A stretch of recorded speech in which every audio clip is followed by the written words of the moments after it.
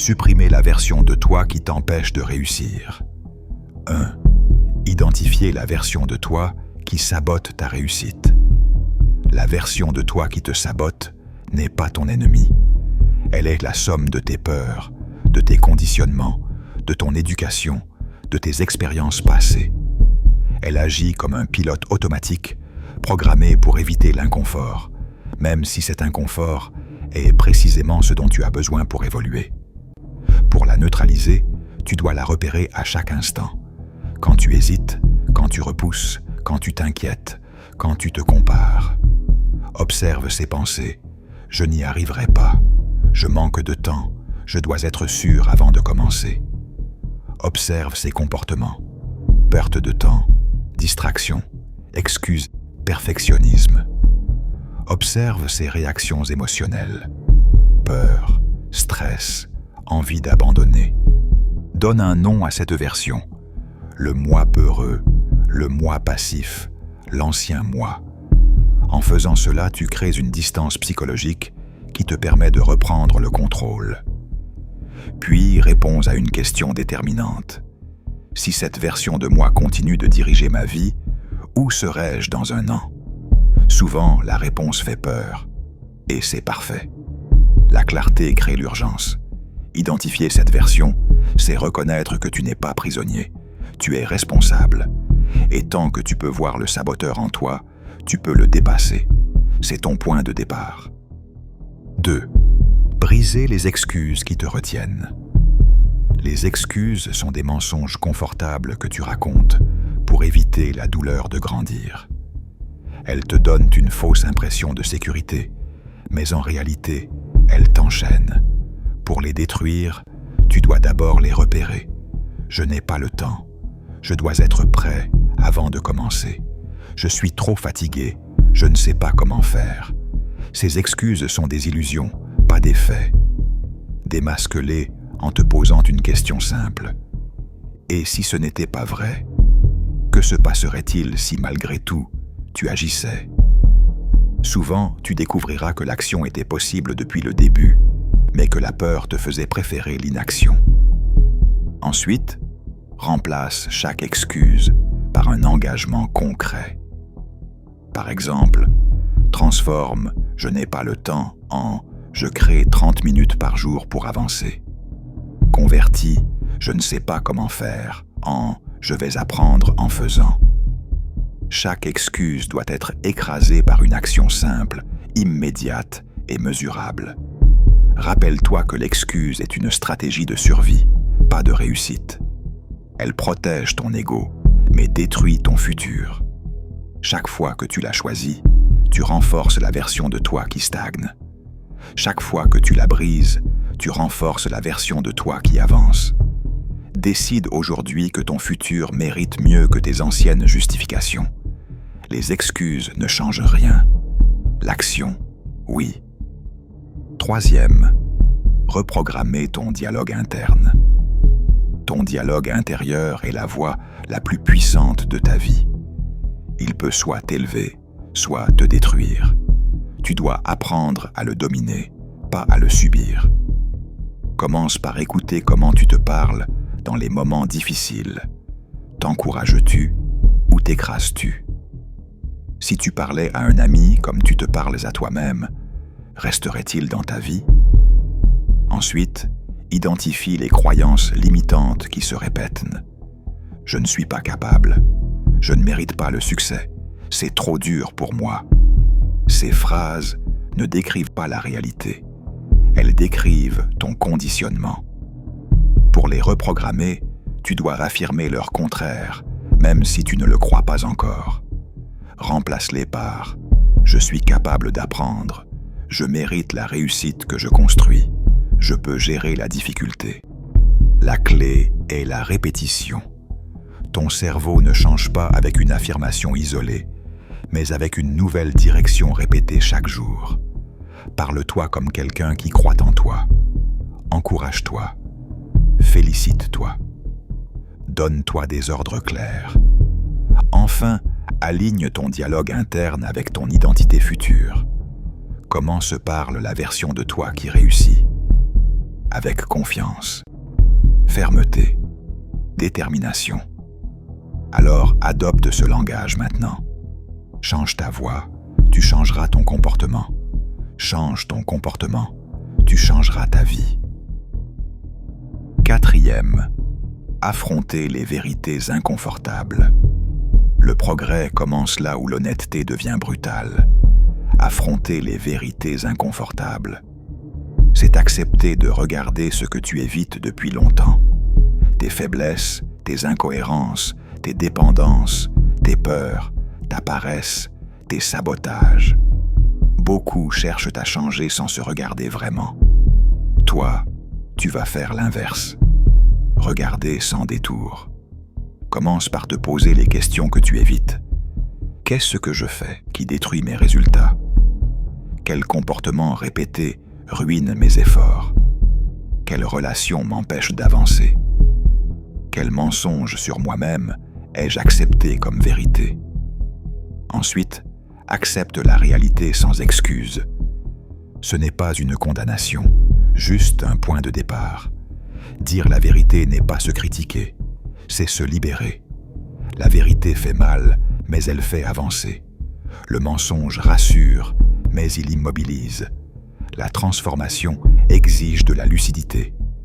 Tant que tu crois que le problème vient des autres, de la chance, du contexte ou du passé, tu restes impuissant. Quand tu reconnais que la clé est en toi, tu redeviens maître de ta vie. Affronter ces vérités, c'est enlever le poids de l'illusion. Ce n'est qu'en acceptant ce que tu es aujourd'hui que tu peux devenir ce que tu veux être demain. Le courage commence ici. 5e, développer une discipline qui écrase la procrastination. La procrastination n'est pas un défaut, c'est un mécanisme de survie face à l'inconfort. Pour la dépasser, tu dois construire une discipline plus forte que tes émotions. La discipline, c'est faire ce que tu dois faire, même quand tu n'en as pas envie. C'est une compétence, pas un talent. Commence par des actions minuscules, mais non négociables. 5 minutes par jour suffisent pour briser l'inertie. L'erreur la plus courante est d'essayer de tout changer d'un coup. Ton cerveau rejette le changement brutal. Tu dois donc installer des micro-habitudes impossibles à refuser. Écrire 1 minute, marcher 3 minutes, ranger 5 objets, envoyer un message important. L'important n'est pas la durée, c'est la constance. Ensuite, crée un système, une routine du matin, un moment fixe pour tes tâches essentielles, un rituel de fin de journée. La discipline ne dépend pas de la motivation, elle dépend du cadre que tu installes. Enfin, supprime les distractions. La discipline n'est pas d'être fort, mais d'avoir un environnement qui ne t'affaiblit pas. Coupe les notifications, éloigne le téléphone, définis des zones sans distraction. Chaque victoire, même minuscule, renforce ton identité. Je suis quelqu'un qui fait ce qu'il dit. La discipline est la preuve la plus puissante d'amour-propre. Elle te construit, elle te durcit, elle te libère. 7. Adopter des habitudes qui construisent ta meilleure version. La réussite n'est pas un événement, c'est une conséquence. Elle naît de petites habitudes répétées chaque jour. Ta meilleure version n'est pas un rêve lointain, c'est une personne que tu construis à travers tes actions quotidiennes. Commence par définir cette version de toi. À quoi ressemble-t-elle? Comment pense-t-elle? Que fait-elle chaque matin? Quel choix fait-elle sous pression? Une fois définie, adopte ses comportements avant de devenir cette personne. L'identité se forme après les habitudes, pas avant. Choisis ensuite 3 habitudes simples qui ont un impact énorme. Lire 10 minutes, faire 20 minutes d'exercice, créer chaque jour une action liée à ton objectif. La puissance ne vient pas de la difficulté, mais de la répétition. Automatise tes habitudes, même heure, même lieu, même déclencheur. Ton cerveau aime la stabilité. La discipline devient plus facile quand la décision est déjà prise. Enfin, célèbre chaque victoire. Cela renforce ton identité positive et rend plus probable la répétition.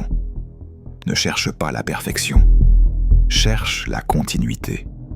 Les habitudes sont un investissement invisible dont les résultats deviennent spectaculaires après quelques mois. Construis ta meilleure version en agissant comme elle, dès maintenant. 8. T'engager publiquement pour te rendre responsable. L'engagement public crée une pression positive qui te pousse à agir. Quand tu annonces un objectif à quelqu'un, tu brises la porte de la facilité. Tu mets ton ego en jeu. Tu t'obliges à être cohérent. Beaucoup n'avancent pas parce qu'ils restent seuls avec leur plan. Personne ne sait, donc rien ne les oblige à passer à l'action.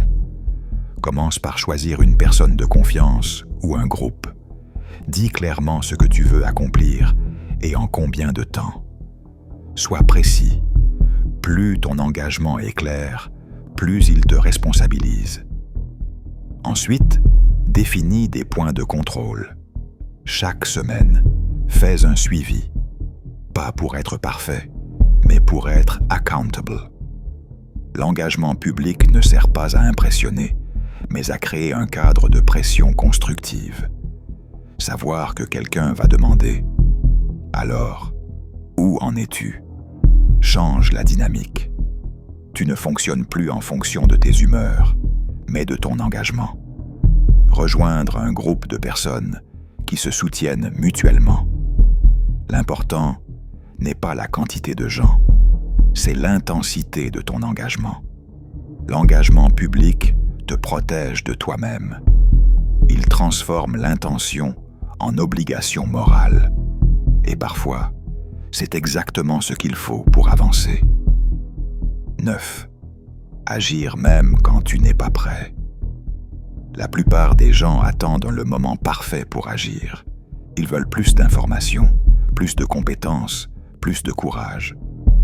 Mais la vérité, c'est que tu ne seras jamais complètement prêt.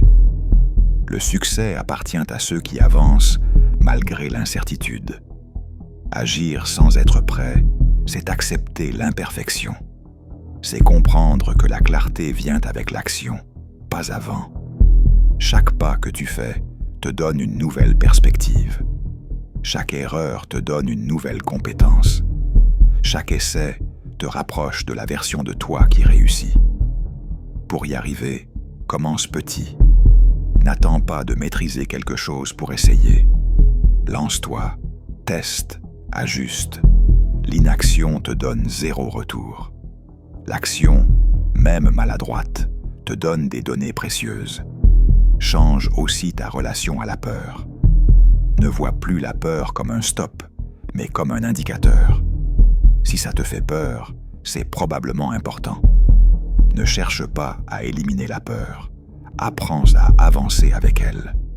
Rappelle-toi, la plupart de tes héros n'étaient pas prêts quand ils ont commencé. Ils ont grandi grâce à l'action, pas grâce à la préparation. Agis aujourd'hui, même de manière imparfaite. Le mouvement crée le progrès. 10. Devenir la personne que tes objectifs exigent. Chaque objectif exige une identité spécifique. Ce n'est pas ce que tu veux qui détermine ton avenir, mais la personne que tu deviens pour y arriver. Si tu veux des résultats extraordinaires, tu dois devenir quelqu'un qui agit de façon extraordinaire. Commence par analyser ton objectif. Quel type de personne le réalise? Quel est son niveau de discipline, de courage, de constance? Comment gère-t-elle ses émotions? Quelles décisions prend-elle? Ensuite, adopte ces comportements dès maintenant, même si cela te semble prématuré. Ton identité change quand tes actions changent. Ne te demande plus « Est-ce que j'en ai envie ?» Demande-toi « Qu'est-ce que la personne que je veux devenir ferait ?» À chaque décision, tu alimentes soit ton ancienne identité, soit la nouvelle. N'oublie pas que l'identité est malléable. Tu n'es pas figé. Tu peux te reprogrammer, tu peux t'élever, tu peux décider de devenir quelqu'un de différent. Les actions répétées créent un caractère. Le caractère crée des résultats. Tu n'es pas prisonnier de ton passé. Tu es le créateur de ton futur. Deviens la personne que tes objectifs exigent, disciplinée, alignée, déterminée, cohérente. Et alors, le succès devient inévitable. 11. Passer du mode survie au mode croissance. Le mode survie est un piège silencieux. Tu fais juste assez pour tenir. Tu gères les urgences. Tu éteins les feux. Tu supportes. Tu subis. Ce mode est utile pour traverser les crises, mais destructeur s'il devient ta norme. La croissance exige une énergie différente. Intention, vision, stratégie. Pour passer en mode croissance, tu dois d'abord stabiliser ce qui t'épuise, ton sommeil, ton organisation, ton mental. Un esprit en survie n'a ni créativité ni ambition. Ensuite, remplace la réaction par l'intention. Arrête d'attendre que quelque chose se passe. Provoque-le. Fixe un objectif clair. Priorise. Le mode croissance consiste à construire, pas à supporter. À avancer, pas à résister. À choisir, pas à subir. Pour cela, tu dois dire adieu au minimalisme énergétique. Fais plus que le minimum. Va chercher la version de toi qui avance même quand ce n'est pas urgent. Toutes les semaines, demande-toi « Qu'est-ce qui me fait évoluer ?» et fais-le en premier. Remplis ta vie d'actions créatives, pas seulement d'obligations. Tu verras ta confiance grandir naturellement. Le mode croissance transforme ta vie en œuvre, pas en lutte. 12. Te libérer de l'opinion des autres. La peur du regard des autres est l'un des plus grands voleurs de destin. Beaucoup ne réalisent jamais leurs rêves parce qu'ils craignent la critique, le jugement ou le ridicule. Mais la vérité, c'est que les gens se préoccupent beaucoup moins de toi que tu ne l'imagines. Chacun est absorbé par ses propres doutes, ses propres problèmes. Arrête de chercher la validation extérieure. Tu n'as pas besoin d'être approuvé pour avancer. Ce n'est pas leur vie, c'est la tienne. Tu dois vivre selon ta vision, pas selon leurs attentes. Si tu veux une vie différente, tu dois accepter d'être différent. Tu dois accepter que certains ne comprendront pas ton évolution. La liberté commence le jour où tu réalises que l'opinion des autres n'a aucun impact réel sur ce que tu peux accomplir. Ce n'est pas le jugement qui t'arrête, mais la place que tu lui donnes. Plus tu avances, plus tu remarqueras que les critiques disparaissent et que le respect augmente. Parce que rien n'impressionne autant que quelqu'un qui vit en accord avec sa vérité. Sois audacieux, sois toi-même, sois libre. Le monde appartient à ceux qui ne demandent pas la permission d'exister. Conclusion. Supprimer l'ancienne version et devenir la meilleure. Supprimer la version de toi qui t'empêche de réussir n'est pas un acte violent, c'est un acte de renaissance. Tu ne détruis pas ton passé, tu cesses simplement de lui obéir. Tu choisis de t'élever, d'évoluer, de construire une identité alignée avec tes ambitions. Chaque thème que tu viens de lire n'est pas une théorie, c'est une invitation à l'action. Ta transformation commence maintenant, pas demain. Elle commence dans les choix minuscules, dans les décisions silencieuses, dans les engagements que personne ne voit. Tu n'as pas besoin d'être parfait. Tu dois juste être cohérent. Tu n'es pas prisonnier de ton histoire, de tes peurs ou de tes erreurs. Tu peux réécrire ta vie en devenant la personne que tes objectifs exigent. Tu peux passer du mode survie au mode croissance. Tu peux briser les excuses, réécrire ton dialogue intérieur, t'entourer d'un environnement qui t'élève, créer une discipline qui te libère. La clé est simple, agis même quand tu n'es pas prêt. La version de toi que tu rêves de devenir existe déjà quelque part en toi. Elle attend juste que tu l'actives. Le moment est maintenant. Avance et ne regarde plus en arrière.